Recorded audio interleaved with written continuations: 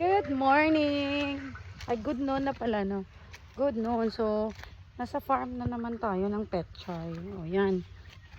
Medyo mahirap yung kasi maraming damo. Ayan. So, it's okay. Well, patapos naman na yung crop dito na side. So, patapos na kami sa first crop ng petchay dito sa side na to. Medyo, tumubo na yung maraming damo. Kasi nag-expect kami na wala siyang damo kasi nga galing kami sa palay tapos kami nagpetchay. Pero yun kinulang kami sa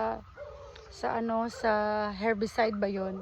So next crop alam na namin yung gagawin. So of course di pa rin natin sure, pero yun lang, ganun talaga sa pagsasaka. Sa pagsasaka try lang, no? Yun, salamat sa Lord dahil hindi naman tayo lugi. Naibalik naman yung ating financing. Ito ay 1/4.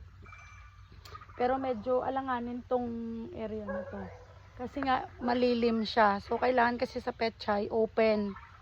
So we'll see kung anong pwedeng gawin natin, anong produkto ang next. So yan. Ayan, prepare muna tayo ng tanghalian dito sa farm. Yan, mag-ihaw-ihaw tayo. Okay, later ulit.